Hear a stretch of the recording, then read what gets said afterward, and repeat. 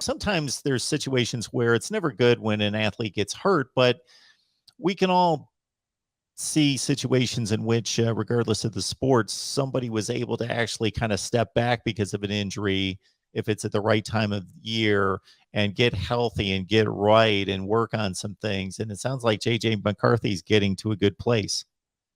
Yeah, I think the JJ McCarthy injury makes this competition, this QB competition with him and Cade McNamara, really interesting going into the summer and fall camp, because I think a lot of people, myself included, thought, all right, Cade did a great job last year. He did what he was asked to do, never made mistakes. But at some point, you have to go with the more talented guy and see if he can bring you to the next level. Most people thought that was what was going to happen this summer, and JJ was going to break it wide open. Well, now all of a sudden he doesn't really participate in spring camp, and Cade seems to be hanging on to that spot, and is not giving it up, at all. And so now it's going to be JJ having to really make an impact, whether it be this summer or in those couple weeks of fall camp, in order to take that spot over by the first game of the year. So it will be interesting. But to your point, I think what JJ has been able to do is, instead of, he's got a crazy big arm, right? He's got the athleticism. He's always been able to do it. But what he had to focus on while he was hurt was, how do I be more efficient? How do I not throw it 100 miles an hour every single time, so that I can have an arm that lasts for 3 years in college, that lasts over the course of 7-8 months of a season? So that's where he's at right now. And I think it's helped him, whether it be mentally, and I think mentally too, it helped him because he had to sit on the sideline and he wasn't able to participate. And I think it pissed him off. I think he's now hungrier than he was before. And he's like, all right, I got to go and I have to perform. My chances are limited now. I don't have time. So I think it's going to push both of these quarterbacks to be better. But in terms of JJ, I think he's being able to, all right, how do I squeeze this in here? How do I be more efficient? How do I, instead of making some of the mistakes where he just kind of does a Johnny Manziel, makes a play and, goes crazy, he wants to be a little bit more like Cade McNamara, where instead of forcing it into a two-man coverage in the end zone, he takes the check down for 14 yards instead. And that's what Cade does so well. So I think he's been able to take a step back, see where his flaws were, but instead of just being like, hey, I'm this unbelievable athlete, I'm going to make a play, he's going to do the smart play while also using his athletic ability at the same time. Here's my take on JJ. One involves the Georgia defense, and Michigan fans feel better about this playoff game from this standpoint. Did you watch the NFL draft? That was ridiculous. That we've never seen that before. 5 players in the first round. It's unbelievable. And if you go back and look at, I went through and looked at their stats too, the Georgia defense from a team perspective, and they're literally, over the past 50 years, isn't a defense that let up as few points as they did. It was really, truly unbelievable. So I'm with you. I feel a little bit better about that. In this age of football, they're doing it. They're not doing it when there's a slew of 14-10 games, 25 years ago. It's crazy. And then they had 8 in the first 2 rounds, 2 or 3 rounds. It's just, it's ridiculous. So the other thing I bring up is there's a cut up on YouTube of JJ McCarthy's plays against Georgia. And I got to say, he looks different than McNamara. The Georgia starters are still out on the field. These guys are all NFL players, elite NFL players. And, he's throwing the ball between them. I don't think they were expecting the ball's going to whiz by their ear and hit somebody. And there's a few times, he takes it from 7 yards deep and is able to gain, beat a guy to the stick. It's pretty impressive. Yeah, and that's where I think his athletic ability, I don't think even Cade McNamara would argue with you that JJ is not more athletic than him, right? Cade McNamara he's the guy that will kind of get the job done, but not going to do too much too special, right? But JJ, I agree with you. There were times in that Georgia game and times throughout the season where you're like, oh, there's something there. That the throw I think you're talking about against Georgia was like right down the middle of the field, and it goes right past a couple Georgia guys. And he sneaks it in.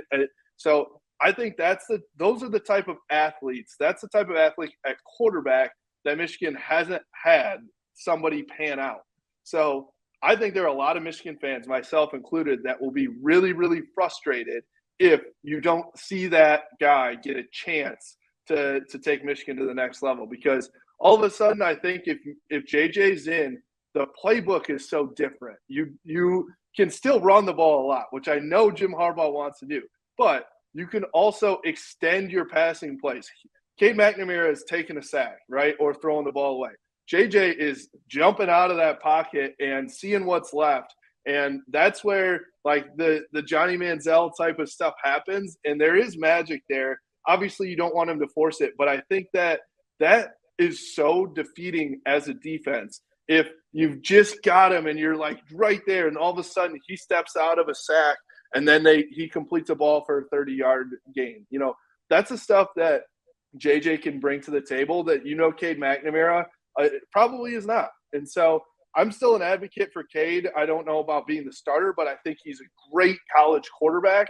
But I think JJ, depending on if he can, not make those mistakes and really be efficient with it, he can take Michigan to the next level just through being really, really athletic. So the problem there, Justin, and correct me if you can figure out a way that I'm not seeing, is when Cade's the starter, McCarthy's the type player that you say, okay, we've got a package for him that's different for the defense to look at. But True. If JJ's the starter, there's really nothing there for Cade to do except be just a typical number 2 quarterback.